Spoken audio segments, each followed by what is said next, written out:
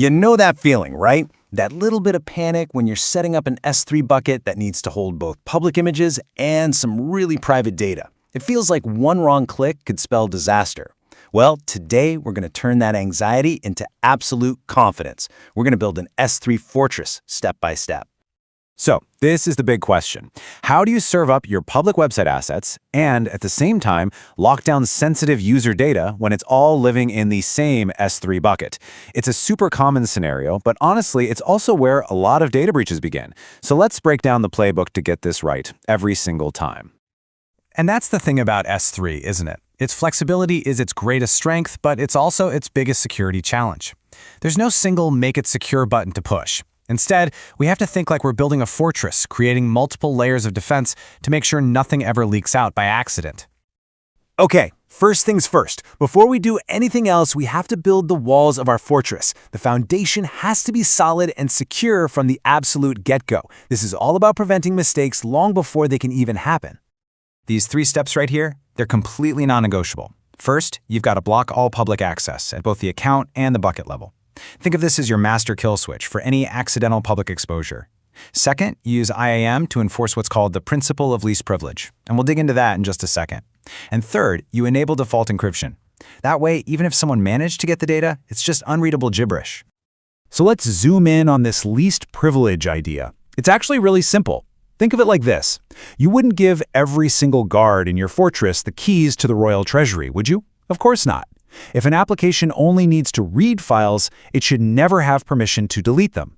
This one simple rule makes a huge difference. It drastically limits the damage if a key or a password ever gets stolen. All right, the fortress walls are up, they're secure, everything is locked down. But we do need a way to let visitors in to see the public stuff, like the images for our website. This means we need a single, totally secure, and very controlled public gate. Now, you've basically got 2 options here. You could just use a bucket policy, and yeah, it works, but it exposes your S3 bucket URL directly to the public, which isn't ideal. The much better approach is using Amazon CloudFront with something called Origin Access Control, or OAC. This is a game changer. OAC lets CloudFront securely talk to your bucket while the bucket itself stays completely private. As you can see, it hides the S3 URL, and as a bonus, it gives you way better performance and even saves you money thanks to caching. Okay, our public gate is sorted. Now let's get back inside the fortress and talk about the private data. How do we give our trusted users and our own applications secure access without just leaving the main doors wide open? The absolute golden rule for private access is this: avoid static, long-lived access keys at all costs. Instead, it's all about temporary credentials. So, if an AWS service like an EC2 instance or a Lambda function needs access, it assumes an IAM role. If you've got traffic inside your own network, a VPC gateway endpoint keeps it all private and secure. And for those times you need to share just one specific file with one person, we use a very clever tool called a Presigned URL.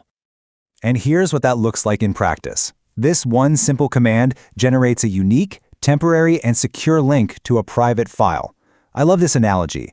It's like giving someone a special key that only opens one specific door in the entire fortress, and that key is designed to literally turn to dust after just a few minutes.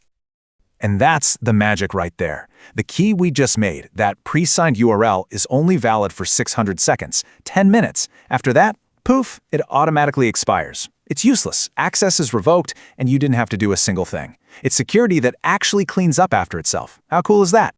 So, our fortress is built, the gates are controlled, we're done, right? Not quite. The job is never truly done. Now we have to build the watchtower. We need to be continuously monitoring our fortress for any kind of threats, any vulnerabilities, or even just accidental changes. And this is the fundamental question your watchtower has to be able to answer 24/7. Who accessed your data? What specifically did they access? And when did they do it? Because trust me, if something goes wrong, these are the 3 questions everyone's going to be asking. It's not just a best practice, it's absolutely essential. And here's the toolkit you'll use to build that watchtower. You've got CloudTrail, which logs every single API request. It's your audit trail. Then there are S3 access logs for the nitty-gritty details on every request. AWS Config is like a guard that alerts you the second a configuration changes. And S3 Access Analyzer is your proactive scout, constantly scanning for any policies that might be a little too permissive.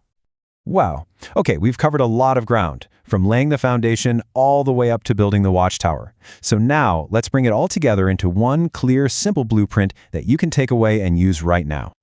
So here it is, your final blueprint. First, check that big box. Block all public access by default. Next, always enforce least privilege and turn on encryption. For your public files, don't open the bucket. Use CloudFront as your secure front door. For the private stuff, it's all about temporary credentials, like IAM roles and those pre-signed URLs. And finally, always keep watch with your monitoring tools. You follow this blueprint and your S3 Fortress is going to be incredibly solid. So there you have it, the complete blueprint for building a secure S3 Fortress. But remember, a fortress is only strong if you've actually tested its defenses. So I'll leave you with this final question to think about. Your fortress is built. Now, how are you going to test it?